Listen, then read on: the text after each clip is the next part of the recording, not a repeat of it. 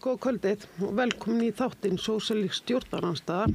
Í kvöld fáum við rán til okkar þau Maríu Pétursdóttir, formann húsnæðishóps ÖBÍ réttindasamtaka og Kjartan Þór Ingason, verkefnastjóri ÖBÍ réttindasamtökum.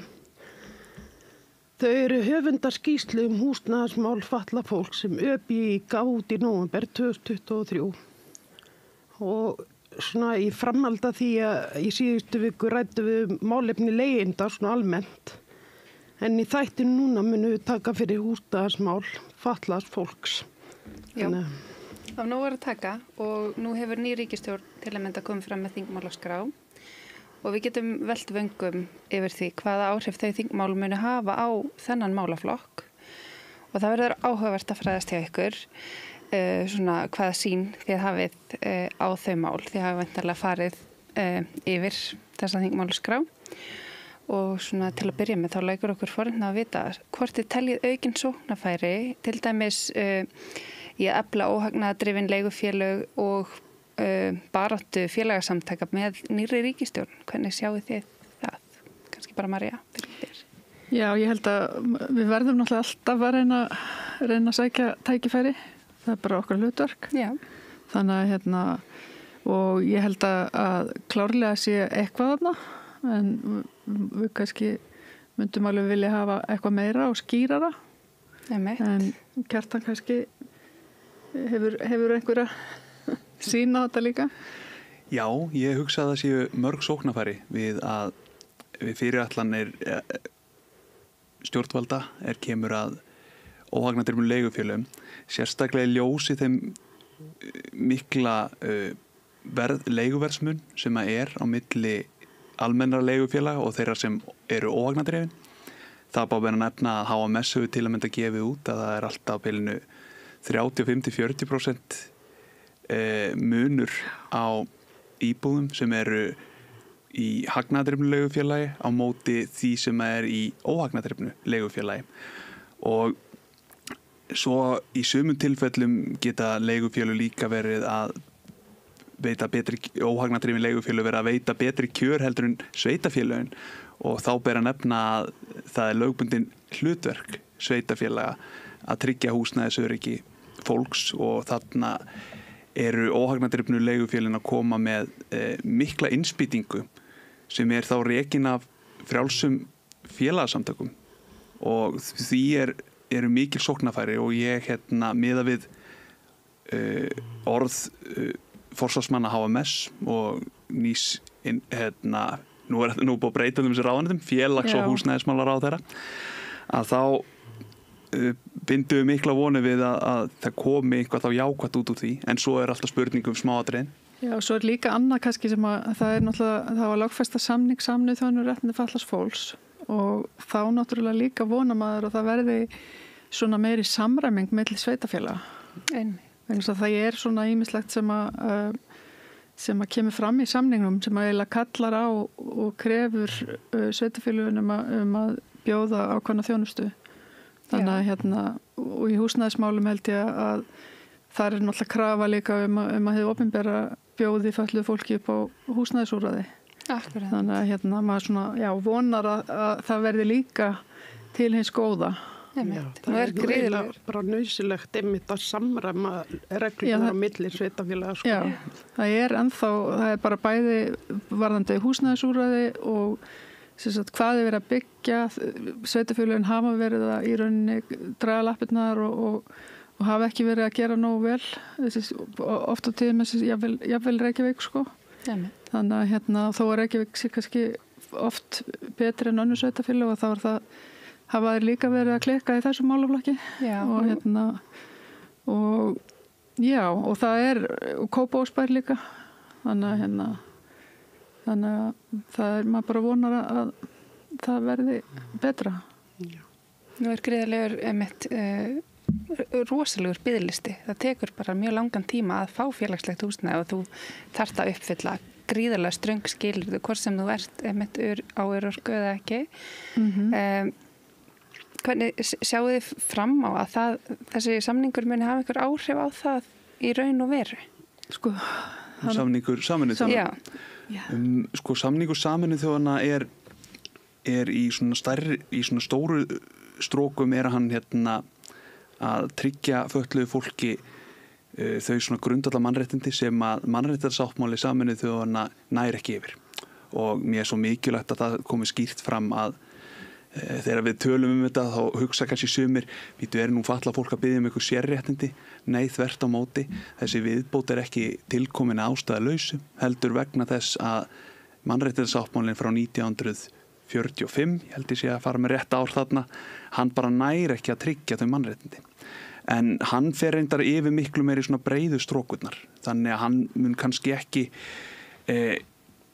ég þori ekki að segja hvort að ég er ekki lögfræði menntaður, hvort að hann myndi ná að koma inn á biðlistina, en það sem hann mun hins vegar gera er það að hann mun veita fötluðu fólki á Íslandi með lögfestingunni talsverð meiri lagaleg mannréttindi en áður, vegna þess að núna er hann svona eins og falleg við mig, hann hefur verið staðfestur á Íslandi, en það gefur engin sérstök lagaleg réttindi, þannig að hann mun vissulega hafa mikil áhrif, en ég þori ekki að segja nákvæmlega í hvað nákvæmlegu flokkum það verður.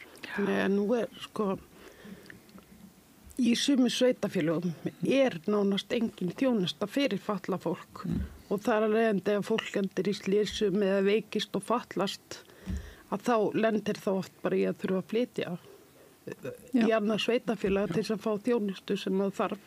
Þannig að þetta kannski vonum að þessi sveitafélög þurfi þá kannski að taka sig á. Já.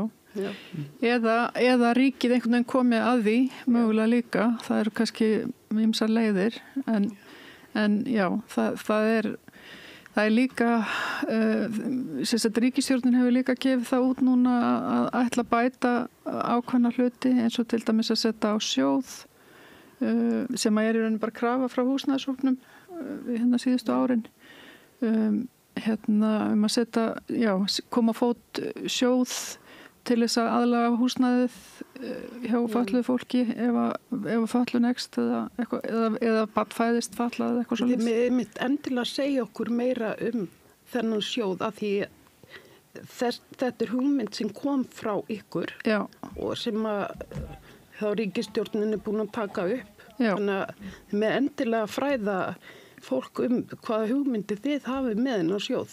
Já, við fórum að skoða þetta þegar við eftir að húsnæðishópurinn stofnaði 2021 og við fórum að skoða ýmsa vinkla á stöðunni og málefnum fatlaðs fólks þegar kemur á húsnæði og þá var þetta eitt af því sem að við veltum fyrir okkur. Við vitum það að á hinum Norðurlöndunum er yfirleitt einhver svona úrræði. Ef að barn fæðist fatlað þá er sveitafélagi mætt til þess að gera aðstæður þannig að það bara foreldrar geti búið heima með barnið eða ef einhver lendir í slysi. Við vitum hins vegar að það hafa komið blaðamál þar sem að bara einhver hefur lent í bílslysi og lent í hjólastól og þá er bara einhvern veginn ekki tægt að gera annað en að flytja að því húsnæði bara og það er ekki til peningar kannski.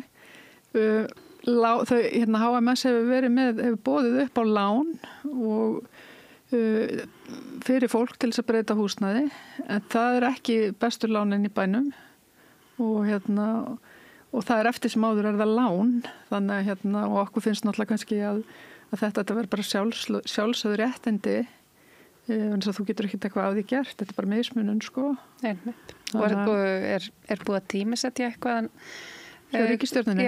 Nei, það er ekki. Þetta er ekki þetta er allavega ekki í þessari lótu. Ekki þingmálaskráni. Allavega ekki þingmálaskráni. Kannski það er eins og María benti á það hefur ÖBÍ verið að tala fyrir stofnun svona sjóðs í dágóða hríð og hugmyndin kemur frá Noregi. Það er ýmislegt sem við getum lært frá frændum okkar Norðmönnum þegar kemur að þessu og vegna þess að Ísland eins og María kom inn á áðan, Ísland er eina Norðurlandið sem er ekki með neins konar styrkjaúrræði þegar kemur að aðlögun húsnæðis fyrir fatlað fólk og þá kemur hugmyndin varðandi með samningin að fatlað fólk á ekki að neyðast til að flytja á eingöngu á þeim forsendum að það sé fatlað eða hefur fatlast síðar á lífsleiðinni. Það á að vera ein ástæðan okkur fólk ætti að flytja út að kýsa gera eða bara sömu ástæðum og ófatlaðir. Það raunveruleg jafnrétti og þess vegna vonum við innilega að við sjáum þennan sjóð verða til á kjörtímabilinu og erum heldur betur reiðubúin að leggja okkar mörkum til að styðja stjórnvöld í útfærslu og smáatriði með orðalag. Við fórum að skoða líka bara möguleikana á að því svarið alltaf þar geti peningar og hvernig verða til peningar og eitthvað svona. Við fórum að skoða, við fundum í lögum um sveitafélög. Þá fundum við að til var einhver sjóður sem hét einhverju svipuðu nafni en það var hugsað fyrir svona opinbert húsnæði og húsnæði sem sveitafélögin að byggja.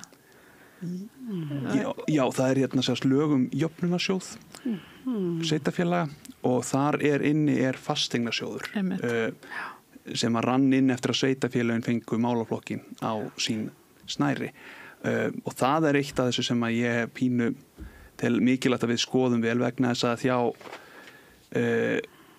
samgöngu- og sveitarstjórnarráðherra frumvarp til laga jöfnunarsjóð það sem að verið að gera ýmsar breytingar og það var mikilvægt út að þessi sjóður hugsaður til að tryggja að sveitarfélögin geti veitt fötluðu fólki aðgengi að húsnæði sem að snýra þessum hópi fólks og að tryggja að opinberar byggingar sveitarfélaga séu aðgengilegar öllum til að mynda.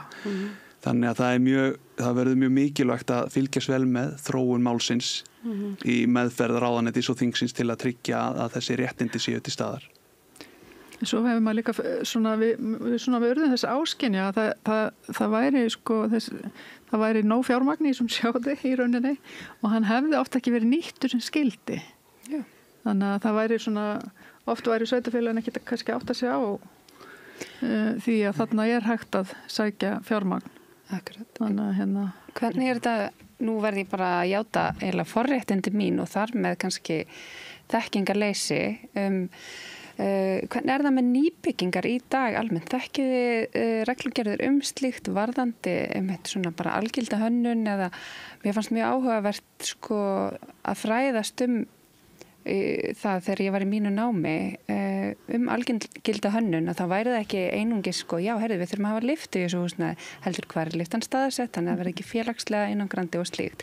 Varðandi bara almenn nýbyggingar á almennum markaði einhverjar reglugerður slíkt þekkiði?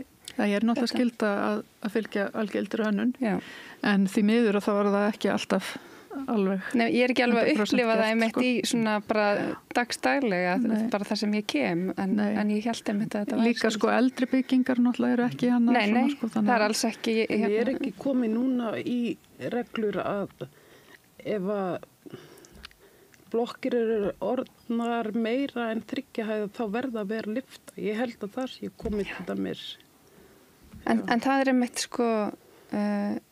átti þá að fara upp á hjólastólunum upp á 3. hæð eða? Já, ég veit svo ekki hversu mikið lengra þetta hugsað en þetta allavega smá hugsunum í gangi en eldri byggingarna voru náttúrulega bara byggðar fyrir heilbrigt fólk. Það hefur verið til dæmis, og ef við tölum aftur aðeins Skandinavíu, að það hafa verið teknar tekin fjölbýlshús og jafnvel gömul hús í til dæmis Kaupmannahöfn og Danmörku og víðar og settar lyftur, utanáleggjandi lyftur. Þetta hefur aldrei einhvern veginn verið gert hérna. Það mér skilst að eitthvað verið að skoða þetta núna. Þannig að það bara, mér svo frábært að við náum að fara yfir algilda hönnun út að hérna svo mikil sóknarfæri til jöfnunar í húsnæðismálum fatlaðs fólks og algild hönnun einmitt ekki einhvað sem sérlaust fyrir fatlað fólk heldur svona sigur eða vinn sem að segja þetta önsku fyrir alla.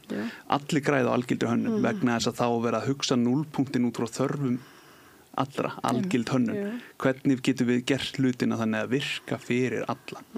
Og við, Marja, erum rosalega hrifin svona Skandinavíu tölum því ég örugglega að heyra þetta orð nokkur sinnum eftir, en til að mynda í Skandinavíu hefur verið löng hefð til að sýna fram á kosti þess til að setja lyftur í eldri húsnæði. Og Húsbanken sem ég nefndi hérna áðan varandi með í Noregi sem ég nefndi hérna áðan, hann til að mynda fer markvisst í að kynna fyrir sveitafélögum kosti þess að gera breytingar á gömlum íbúðarhúsnæðum og þá rökstuða þau við sveitafélögin að fólk að eldast til að mynda. Þarna getur eldra fólk líka búið lengur í sínum húsum. Og þetta ekki bara á algilda hönnunin, hún næri nefnilega ekki einungis bara kassan sjálfan, íbúðina, heldur hvernig umhverfið þitt. Ertu bara fastur eða föst inn í íbúðinni eða getur verið þáttakandi í samfélaginu? Getur verið sjálfstæður og farið út úr húsi og farið í þjónustu til læknis og annað. Og það líka þetta þegar við hugsum húsnæði fatlaðs fólks í sérlausnum, við ætlum að passa upp á það þar, þá gleymum við að fatlað fólk hluta samfélaginu. Fatlað fólk vil geta farið í afmælisboð eða fermingarveislu eða heimsókn til fjölskyldu og vina og ekki þurfa að hafa áhyggjur kemst ég, get ég hitt fólkinu. Já, þetta einmitt ég fékk þessa spurningu bara einmitt daginn þegar ég ætlaði að hafa boð og þá kom einn bara, já heldur að ég komist heim til þín og ég bara, já það vill svo til að ég bý á fyrsta hæð og aðgengi heim til mínu gott, en ef ég byggi ofar í húsinu þá væri það ekki þannig og þetta svo fáránlegt að samfélagið einhvern veginn sé ekki bara opið fyrir okkur öllum á 100% sama máta Það nefnilega uppbygging samfélags sem gerir fólk fatlað ekki þú veist, aðgengið hamlast að því við hönnum ekki samfélagið þannig að allir geti tekið þátt í því En mér langaði að spyrja ykkur, nú Brynja sem ætlað fyrir fatlað fólk. Hvernig staðan á Brynju? Þú veist, langur biðtími eftir íbúðum eða áætlað að byggja meira eða þú veist, hver staðan? Já, Brynja alveg á svona fullri siglingu í að byggja og fjölga sínu húsnæði. Já. Og það svona markmiðið að halda góðri siglingu.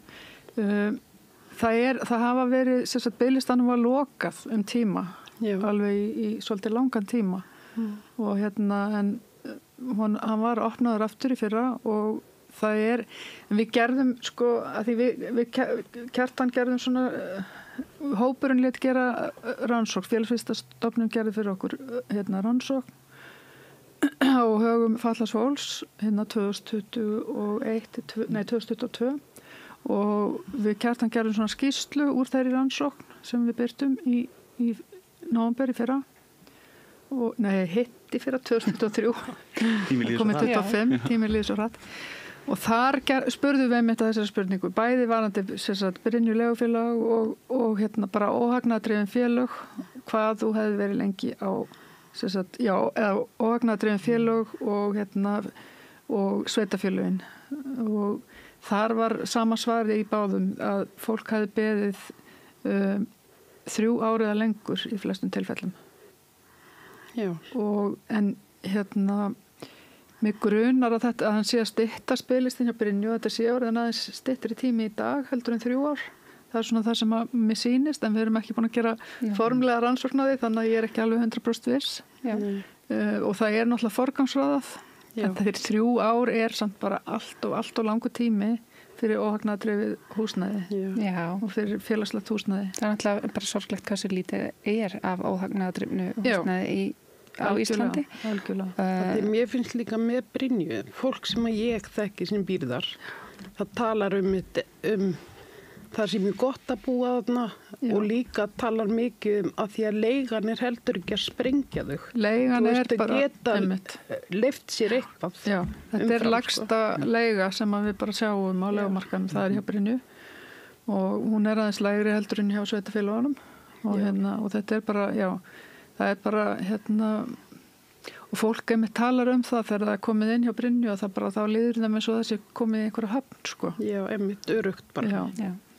Að vera til dæmis á örorku og á almennum leigumarkaði náttúrulega bara, það valla lifandi þannig. Nei. Þannig að maður skilur að það kannski sé bara í fyrsta sinn sem að fólk upplifið bara í heima einhver staðar. Já, og sérst bara einhvern veginn öruggur það að þú bara, merjir alltaf einhvern veginn leiguna kannski og þér verður ekki hent út af því að frændin kemur og flytur til landsins eða eitthvað. En nú kom smá samt svona úlfaþytur í samfélaginu í síðast haust þegar það var verið að hækka leigu hjá og fólk var að tala þetta væri of hátt en svo var kannski kostnaðarliðið við að halda út íbúðunum við hækkað.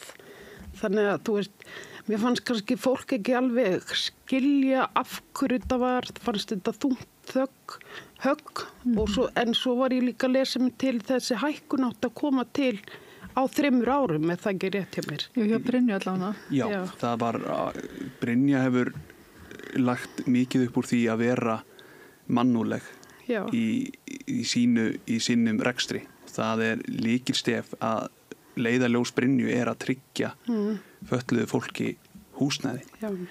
Ekki að sjálfsögðu ekki öllu fötluðu fólki en að geta komið sem innspýting inn í þetta húsnæðisöryggi. Og markmið með þessari hækkun einmitt eins og nefnir að það er ákveð mikið sem að hægt að vera með leiguna lága og samt sem áður að láta tannhjólin snúast. Og það er nefnilega einn hlutin að þessu en svo var hinn hlutin var að líkanið var orðið skekkt þar að leiðandi að út af því að það var ekki ákveðin jöfnun þegar kemur að hækkunni milli eftir hvenær þú byrjar að leigja Brynju að þá gastu verið með aðila sem að býr í íbúð A og að kannski bara borga 55.000 krónur í leigu og svo flytur nýr nágranninn við hliðina í bara nákvæmleins íbúð en á miklu hærra. Þannig að nýjustu leigjendurnir voru að borga mun hærra. Já, en svo er það líka náttúrulega að því það er mishálega sko hjá í líka nýrri húsum versus eldri húsum kannski. Já, þannig að þetta var einn af þessum hlutum sem maður var reynt að gera en einmitt á þessum mörgu árum. Við til og með gagnrýndum aðferðir félagsbústað á sínu tíma sem að fóru í leiguvers líkanshækkanir og gerðu það með mjög skömmum fyrirvara og mjög háum upphæðum sem að í bara sumum tilfellum með við þetta dæmi sem við fengum á okkar borð bara mátt erfitt með að sjá hvernig til að mynda fatlafólk sem hafði verið að leigja gat bara verið tilbúin að taka á sig þetta stökk. Já, ég held líka sko það er og auðvitað óhagnaðatriðið við húsnæði er aðeins lægri húsalega, hún er bara ekki næstu því nægilega mikið lægri. Og það er náttúrulega líka vegna þess að byggingakostnaður hefur hækkað alveg gríðarlega og lóðaverð hækkað og þannig að það er svo margt í sko þessu ferli öllu sem að er að gera það verkum að og ávöxtunarkrafan er einhvern veginn orðin líka bara á öllum vígstöðum meiri. En hvað finnst ykkur til dæmis það að nú séu þá frjáls félagasamtök sem þurfa að vera að halda þessu úti sem ætti kannski frekar að vera á höndum hins opinbera? Já, mér finnst að Brynja þurfa að passa sig að vera ekki, mér finnst að þeir eiga að koma inn á markaðin sem sko þá líka best er að þeir séu sem mesta mótvægi í rauninni við leiguverð á hennu frjálsa markaði. Þannig að það myndist í rauninni og sama með sveitafélögin, þannig að það myndist í rauninni svo spenna að almenni markaðurinn sko get ekki farið að fara of hátt en það hefur svolítið verið þannig að þessi fyrirtæki eins og félagsbústaðir sem er raunir svolítið ekki eins og bara fyrirtæki að það hefur verið að hækka sér til móts við markaðin að því að það er svo langt frá markaðnum eins og þetta sé einhvers konar fjárfesting eins og það sé ekki allt í lagi sko, að því það er í rauninni bara mjög gott sko. Nú heyrðum við í síðasta þætti mjög góða sögu frá honum Yngva varaformanni leigjendasamtakanna hvernig félagslega húsnæði væri farið í Portugal þar sem hann hafði semst verið að skoða félagslegt húsnæði í nýbyggingu og þá fór semst verðið sem þú þurftir að borga eftir innkominni þinni, hún var bara eitthvað x% af innkomi, þannig að og þannig í Svíþjóð líka lengi vel, ég veit ekki hvort það ennþá en það var þannig. Mér fannst þetta svona frábær hugmynd af því að fólk nú þekki bara til hérna öryrkjar sem að hafa verið að borga kannski 70% af tekjunum sínum í húsnæði og það náttúrulega bara að segja sér sjálft að það bara ekki neitt eftir. Nei. Stór hluti sem að þarf að huga að í þessu sko, þegar við tökum en alþjóðlega samanburð, að þá formgerð íslenska leigumarkaðins svo allt önnur en gengur og gerist í hérna löndunum í kringum okkur og þeim sem við erum að bera okkur saman við. Vegna þess að ólíkt því sem að gengur og gerist erlendis, þar sem við sjáum að í einhverjum borgum eða löndum hérna mjög sterk félagsleg húsnæðiskerfi og í öðrum kannski almenn leigufélög svona eitthvað ríkjandi, en Ísland sker sig úr með að vera með langhæsta hlutfallið af einstaklingum sem að leigja, ættingjar eða vinir eða bara einhver ókunnur, en þetta hefur ýtt á það að að leigumarkaðurinn ákveð svarthol. Það mjög aðdáunarvert að sjá HMS má eiga það þegar að reyna að koma með öflugra móti til að koma fram með einhverja tölfræði, koma fram með upplýsingar, en ennþá eins og skráningin svo mikið ekki gefið upp að við vitum í raun og veru ekki hver raunveruleg stærð leigumarkaðarins en þegar að þessi formgerð, af hverju ég að nefna hana? Jú, vegna þess að hún óstöðug.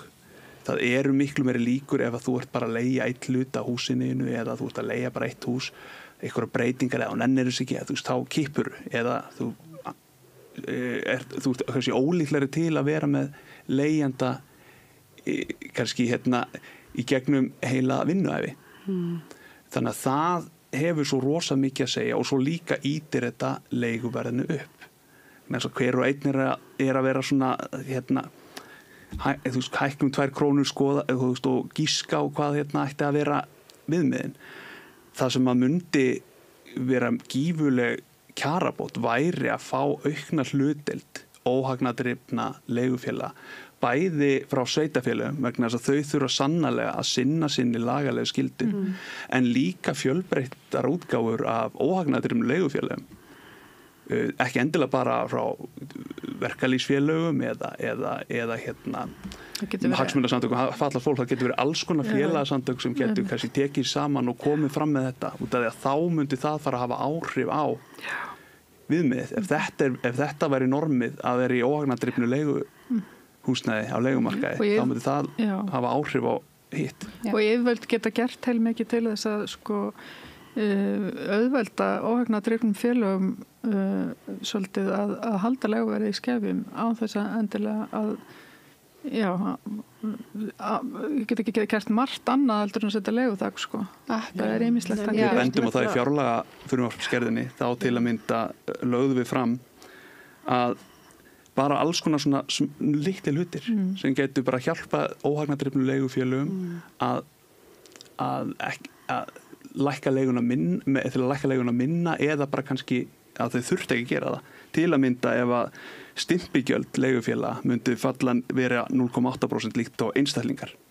Þetta svona litlar aðgerðir sem að skipta máli, eða þá að endurgreiðslur og virðisaukaskatt til óhagnadrifna leigufélaga sem núna 35% yrði bara 100% eins og var í gerð vinnum saman. Það alls konar svona og það svo sjálfsagt, ég myndi skilja þetta ef að það væri hagnadrifnir aðilar að gera þessa kröfur, en þannig ertu með einhverja aðilar sem að gera gott fyrir samfélag. Já, þetta svona samfélagslega ábyrgt og nú var reynt að komast líka á fót til dæmis í Reykjanesbæ, þar sem ég bý, og það reyndist mjög þungt í vöfum og þau endaðu að fá aldrei neina lóða útlutanir eða neitt slíkt, þrátt fyrir einhvers konar vilyrði á fundum með bæjarstjórn og eitthvað slíkt. Þannig að það var eins og viljinn hjá bæjaryfirvöldum væri bara hreinlega ekki til staðar, þrátt fyrir að það var búið að finna út örugg en fljótlega uppsett einingahús og búið að hanna þetta allt, en ekkert gerðist, sem var ótrúlega sorglegt að horfa upp á. Mér finnst nefnilega að því í lögum félagsþjónustu sveitafélag þá stendur að sveitastjórn, ég bara lesa þetta beint upp, sveitastjórnin skuli eftir því sem kostur og þörf á að tryggja framboð leiguhúsnæði, félagslegu kaupleiguhúsnæði og eða félagslegum íbúðum handa þeim fjölskyldum og einstaklingum sem ekki á annan hátt færir að sjá fyrir sér húsnæði sökum lágra launa, þunga framfærslubyrðar eða annarra félagslegra aðstæðna. Þetta alveg hrópandi mótsögn við það sem þau eru að gera. Þau eru ekkert að gera þetta.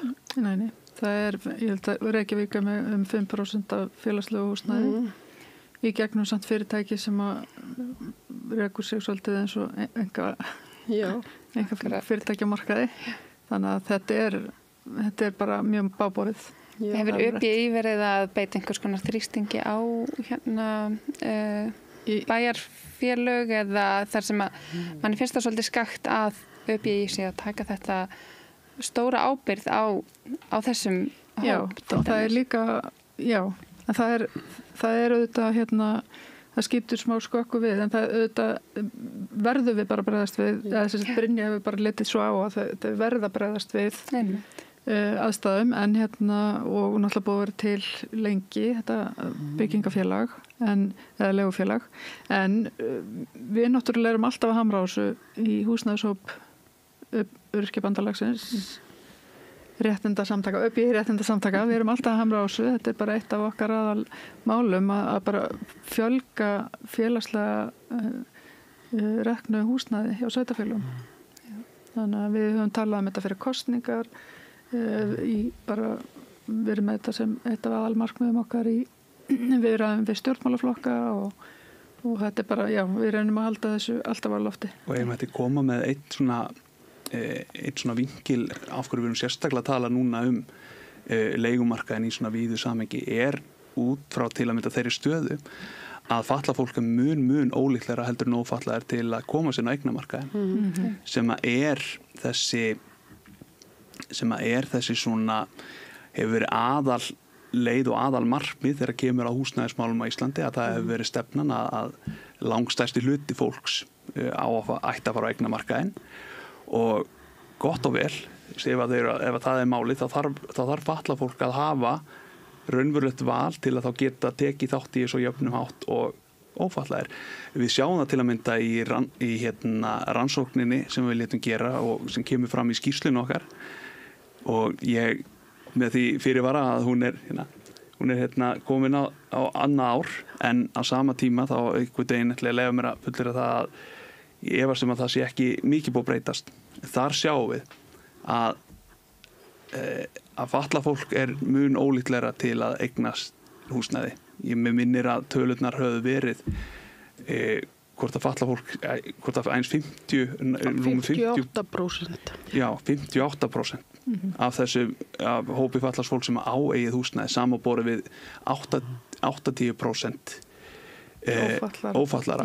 Og þegar við lítum nánar á þennan hóp fatlaðs fólk sem á húsnæði 70% þeirra fatlara sem eiga húsnæði þeir eignuðust áður en til fötlunarmats kom sem segir mikið að það er nánast ómögulegt fyrir fatlað fólk að komast á húsnæðismarkað og þessu þurfum við að breyta. Og líka, og kannski annað í þessu er að það skiptir máli líka, það er munur á hvaða fötlun þú ert með og það er líka alveg stór alvarlegt mál. Þannig að það verður að tækla það líka. Ég var nefnilega mjög forvitin því ég fór yfir þessa skýrslu. Þessi 58% var eitthvað spurt hver hjúskaparstaða þessa fólks var að því mér datt strax í huga að þetta var eitthvað fólk sem ætti þá maka. Já, það er náttúrulega í rannsókninni í frumgögnunum sem við vinnum út frá þá eru alls konar svona breytur að finna líka. Þessir einstaklingar eru einmitt líklegri til að vera í sambúð eða hjónaband. Já, að því ég bara svona mér finnst þetta að vera svolítið pínlítið vonlaus staða fyrir fatlað fólk að komast inn á eignamarkaðana því að þú veist, lánin sem að íbúðalán og annað, þau tekjurnar eru undir viðmiðum þar. Já. Og svo náttúrulega ef þú ert að leigja eitthvað staðar þá það ekki tekið inn í. Nei. Þannig að manni finnst það að vera vonlega staða. Þannig að hvað til ráð? Þetta annað sem við erum að vinna í núna líka, að nákvæmlega þetta sem þú nefnir. Eitt af áherslum hópsins. Já, eitt af áherslumálum hópsins og það að tilverði sértækt greiðslumat sem að bara fókuseri á það að leggja í rauninni viðmiðin og að þú getur tekið fyrir húsalegu og sett það inn. Ég menna ef þú hefur getað borgað x mikla húsalegu og ert kannski að fara að minnka afborganir með þessu láni, hvers vegna ert ekki að fá lánið? Og ef ég má bæta við það að þá reyndar eru búin að vera í mjög sérstöku áferði núna seinast ár eða tvö hérna í hækkun verðs á húsnæðis. En ef við tökum sérstaklega til að mynda hús á landsbyggðinni og spólum aðeins tilbaka þá alveg dæmi þessa sem að kaup og afborgun húsnæði langt undir því sem að viðkomandi aðili væri að borga í húsaleigu. Þannig að það dálítið fjarstæðukennt og við setjum spurningamerki við það að ef að það raunin að aðili með fasta tekjur til að mynda frá Tryggingastofnun hefur bara skila glæsilega öllu sínu og að borga kannski nú þegar 60-70.000 krónur meiri í húsaleigu heldur en að væri í þessu húsi á Blönduósi eða í Múlaþingi eða hvar sem við vitum að það aðeins lægra verð út á landi. Af hverju getur þá viðkomandi ekki komist á í gegnum greiðslumat? Mér finnst þetta alveg sérkjumlega. Ég ætla aðeins að fá að leiðra þetta. Ég minna að við varum að tala um 58% með fólk sem getur keypt sitt eigið húsnæði. En það 70%, 70 móti 30. Fólk sem skipt í falla fólk sem býr í eigin húsnæði út frá því hvort að það fekk örorku áður eða eftir. Já, en það ekki 58% fólk sem býr þá í eigin húsnæði 70% af því sem að fekk örorku? En já, maður hefur einmitt heyrt svona pattstöðu sem að fólk hefur 56-44. Já, sem að fólk hefur lent í einmitt varðandi þetta til dæmis áður en að það fór á örorku eða eitthvað slíkt að þá átti það einhvern pening eða seldi húsnæði eða eitthvað slíkt ætlaði svo að kaupa annað en þá var það kannski of tekjulagt en bætunar þeirra voru að skerðast út af því að átti þennan pening og það einhvern veginn gat hvorki keypt né leigt er þetta ennþá sama staða? Ég held nú að það sé nú aðeins búið að laga til í kerfinu hvað þetta varðar. Já. Það svona held ég að þú getir átt einhvern söfnunarsjóð öðru sem að þú sért skertur eitthvað. Er það ekki Kjartan? Já, þegar þetta kemur það sem að við erum að sjá og eitt af því sem við gerum í hérna hjá ÖBI-réttindasamtökum við veitum fötluðu fólki ráðgjöf og það hafa komið mál á okkar borði þar sem að fólk til að mynda hefur mist húsnæðisbætur og sérstakann húsnæðisstuðning sem það ætti að hafa rétt á en vegna þess að það á of dýrum bíl sem þurfti að vera keyptur vegna fötlunar.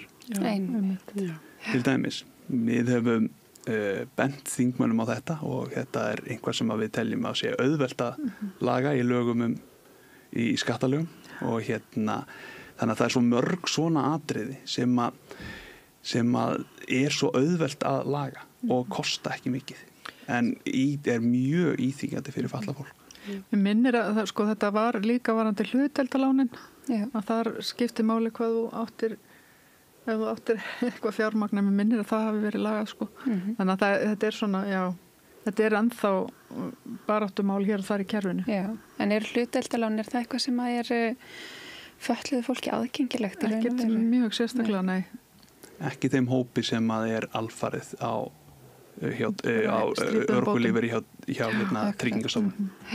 En það eitthvað sem að ykkur þætti þá eðlilegt að myndi gerast eða hver Já, það náttúrulega, við viljum náttúrulega bara að það séu almennilega lán. Já, akkurat. Bara með eðlilegum skilyrðum líka. Já. Það sem gerist í þessu kerfi sem að veldu því að hlutdeildarlán virki ekki fyrir fatlað fólk að sömu toga og að sem ég var að nefna á þann á almenna markaðnum. Það að segja að hlutilánandi frábær innspýting kemur þarna inn hérna með 25-30% en restin þarf að koma frá vera fjármagna annar staðar og þar stendur nývörinn í kúnni. Þannig að þá erum við komin á sama stað að bara nefn, þetta hérna örkulífeyrisþegi, þú veist að hérna við sjáum ekki fram á að þú ert að vera framfleyta, þannig að þetta virkar mjög illa fyrir þessa tekjutíund og það verður áhugavert að sjá hvað hérna nú sé ég hérna á þingmálaskránni að það er hérna að það er á dagskrá þetta mál og við munum fylgjast mjög vel með og vonum að það verða komnar góðar breytingar en svo líka erum við alltaf tilbúin að koma með tillögur til úrbóta. Já.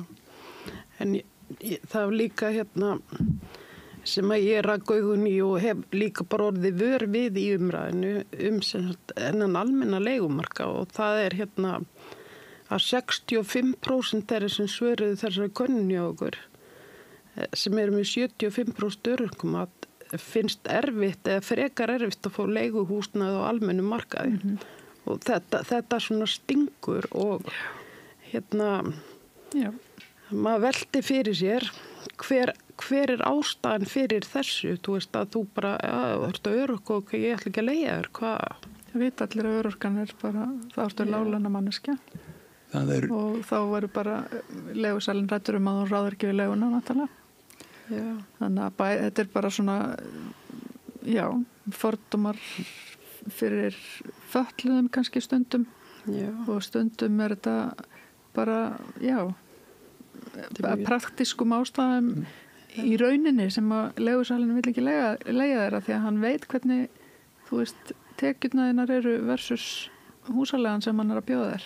En þetta er bara opuslega dapulegt. Já, þetta er bara ömurlegt. En líka þú komst aðeins inn á þann, svo fer þetta líka eftir fötlunum, hvernig fatlaðar þú ert. Þannig að þú myndi vilja segja okkur aðeins meir um það. Já, það er sem sagt, þannig í rauninni að fólk með þroskahömlun eða einhverfu að það til dæmis getur síður keypt húsnæði heldur en aðrir. Það er sko hérna í eigin húsnæði eru 19% af þeim á meðan að hérna það er kannski allt upp í 66-73% af öðrum. Þannig að hérna þetta er svona geðsjúkdómar og kvíði kemur þar á eftir. Þar eru 43%. Þannig að við erum líka með einhverja svona hópa af fólki með þroskahömlun eða einhverfu eða eitthvað slíkt sem að ég held að sko sé bara í mjög vondum málum upp og bara komast hreinlega heiman oft. Bara fast í heimahúsum. Svo ber að nefna heimilisleysi. Sem til að mynda þegar við sjáum að aðstæði fólk sem eru með geðrænar áskoranir að eru líklegri heldur en aðri til að missa alfarið bara heimili hvort sem að það sé leigumarkaður eða eigna og húsnæði þetta er svo mikið öryggismál að vera með öruggt þak yfir höfuðið og það er eitt af því sem að okkur við teljum að sé ástæði til að kanna nánar út að eins og það er mjög erfitt að finna nákvæm gögn um dreifingu og eins og ég nefndi svipuðum ástæði með leigumarkaðin að það er ýmislegt sem er ekkert endilega skrásett. Þannig að við þurfum að taka allir tölfræði með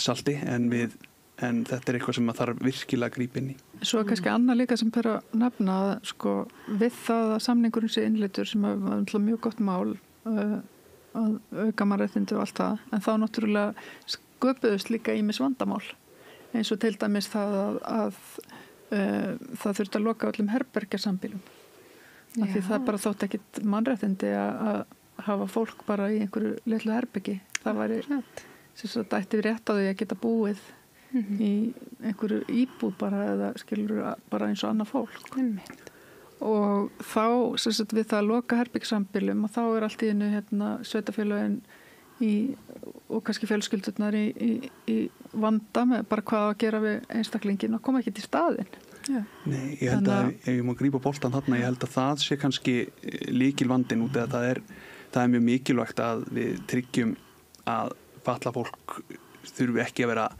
neitt inn á einhvers konar sameiginlegt rými í samvist við hinn og þessa sem að kannski hent ekki, en á sama tíma þá má endilega velta fyrir sér framkvæmd hlutunum, að það er mikilvægt að þegar það er farið, við sjáum þetta stundum dálítið í Íslandi, það er kannski farið ykkur breytingar og án þess að það sé búið að girða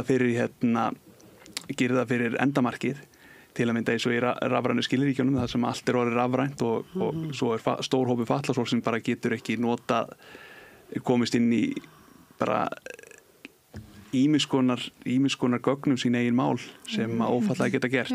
En þannig að það er með þessi framkvæmd sem að þarf að gagnrýna og tryggja að enginn sé missi húsnæði sitt vegna skipulagsbreytinga.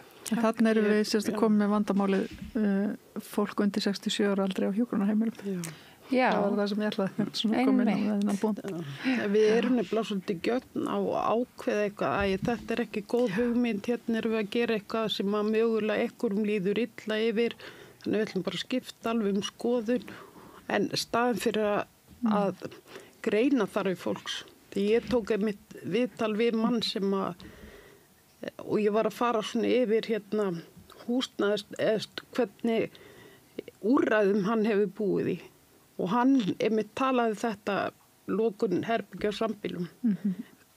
Hvað honum hefur gengið illa eftir það vegna þess að honum leið best inn á sambýlum. Þannig að þetta er oft svona ekki alveg hugsað til enda. Maður setur svona spurningamerki við, kannski hefði átt að leyfa því fólki sem þess óskaði að vera áfram á herbyggja sambýlum, ég veit það ekki. Er það ekki bara einmitt svona ef þið líður vel í? Jú, en svo er rosalega erfitt að líka samt að þetta er erfið staða fyrir einstakling líka að prófa eitthvað annað ef hann er búin að vera alla sína ævi það er rétt þannig að þetta er flókið mál. En ertu með tölur sem þú varst að tala um? Já, það er 2022 þegar við gerum skýrsluna okkar og þá eru 138 ennþá inn á hjúkrunarheimilum. Já. Og ég er ekki ég bara er ekki með tölur dagsins í dag. Nei. En ég held að þeim hafi ekki fækkað Nei, ég held þeim hafi fjölgað Þetta er annað sem að gerist í kjölfar þess að það er ekki verið að fara eftir lagalegum lögum og reglum sem á að tryggja réttindi fatlaðs fólks til öruggar og sjálfstæðar búsetu. Það er náttúrulega ólíðandi að ungt fatlað fólk sé neitt inn á hjúkrunarheimili í sumum tilfellum þar sem við erum með kannski 30, 40, 50 ára einstaklinga sem eru þarna og einungis vegna þess að sveitafélög eru ekki vera með burði til að veita þessa þjónustu og ríki segir pass. Þess vegna er svo mikilvægt að við tryggjum notendastýrða persónulega aðstoð þannig að fatlað fólk sé ekki fangelsi í einhverju umhverfi sem bara er alls ekki í samræmi við þeirra þarfir. Og þá ber hann líka nefna að það er ekki bara spurning rýmið að vera í einhverju herbeggi með fólki langt og allir aðilar eru langt fram með þinn aldur. Heldur það líka að þeir réttindi sem tapast. Þegar þú ferð inn á hjúkrunarrými þá glataru fjölmörgum réttindum sem að fatlað fólk hefur. Til að mynda aðgengi að ferðaþjónustu, aðgengi eða að geta sóttir sjúkraþjálfun. Þú ert alltaf komið með dagpeninga vegna þess að þau eru þarna inni undir lögum aldrað fólk á undanþágu. Og þetta er náttúrulega ekki boðlegt. Ég var einmitt í verknámi á svona hjúkrunarheimilum og þetta sló mér rosalega. Hvað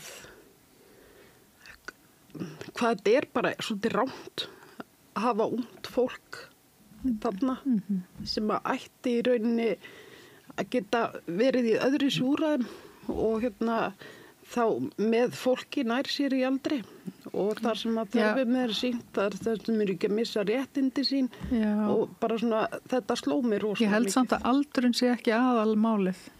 Ég held að sko líka bara, þú átt ekki að þurfa að búa með fullt af fólki sem þú þekkir ekki, ekkert vinniðinir eða þú aldrei ekkert að búa með. Já. Þannig að þú veist, ég held að það væri mjög rangt líka að gera eitthvað hjúkrunarheimili fyrir ungt fólk, skilur. Já, en ég held, þú veist, það er bara fáralegt. Þetta er svona, og líka það er bara verið að blanda líka alls konar saman sem að fyrir ekki, ég veit ekki, þetta bara sló mig rosalega mikið, mér fannst þetta bara eitthvað svona.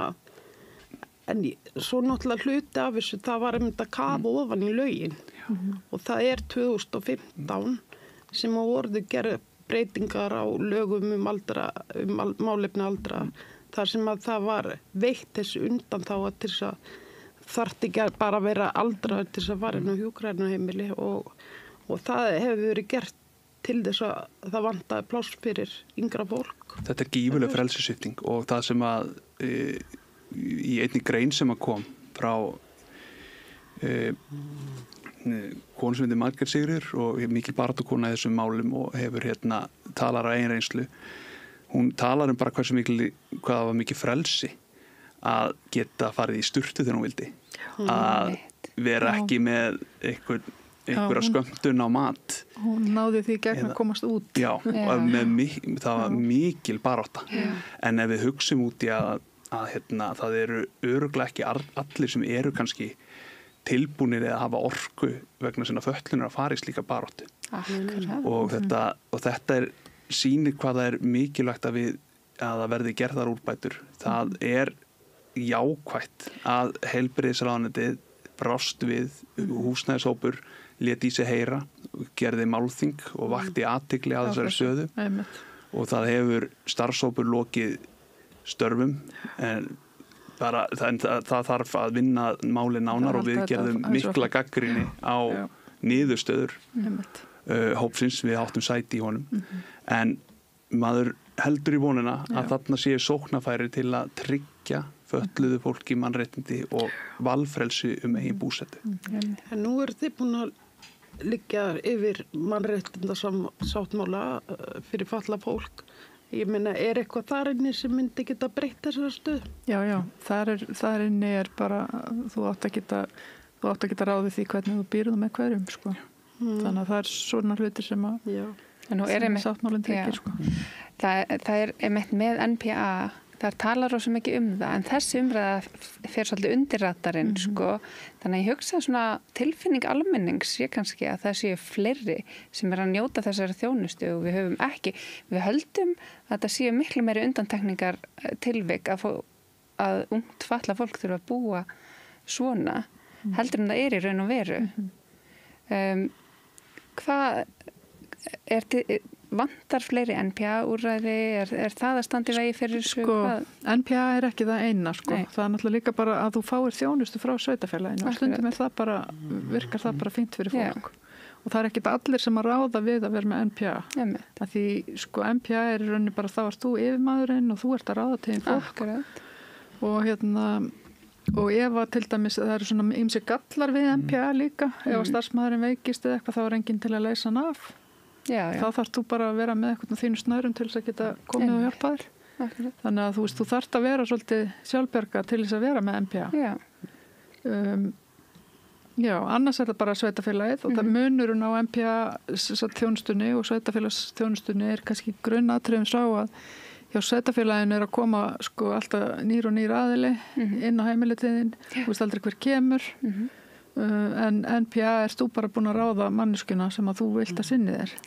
Og í rauninni myndi ég vilja sjá sko þriðja úrræðið þar sem að þetta einhvern veginn fer saman. Það hljómar best. Já, þar sem okkur getur ekki sveitafélagið haft það þannig.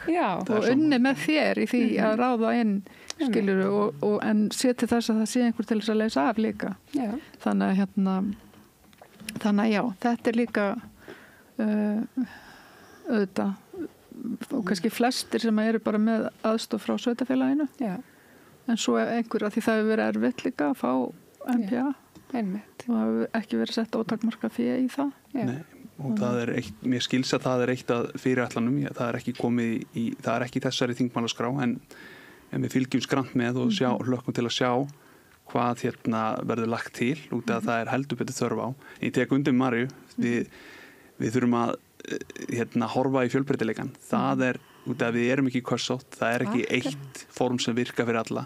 Þannig við þurfum að finna fjölbreytta lausnir í fleirtölu en ekki lausn í eintölu. Mér langaði hins vegar að nefna annað sem varandi með þessa við hennar dulda fjölda út af að ég held að við áttum okkur kannski ekki á hinnu stóru og miklu ólaunuðu vinnu sem að leggst á fjölskyldur fatlaðs fólks vegna þess að sveitafélög eru ekki að sinna sínu skyldum. Og í tilfelli til dæmis Margrétar að það var ekki fyrir að fjölskyldan hennar tók meðvitað ákvörðun að neita af í samvinnu við hana sjálf út að þau vildu ekki, þetta á ekki að vera sett á fjölskyldumeðlimi að þá var þetta komið í þann lás að þeirra laust var að fara með á hjúkrunarheimili. Þannig að það mjög mikilvægt að við verndum fjölskyldur fatlaðs fólks út af því að það á ekki að vera sett í ólaunuð störf þegar það lagaleg skylda ákveði stjórnsýslustigs að sinna þessari þjónustu.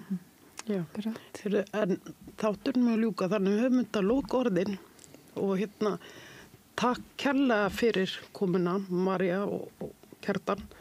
Við hefum alveg örugglega eftir að kalla aftur í ykkur. Þetta svo viðamikið mál og svo mikilvægt. Þannig að bara takk kærlega fyrir.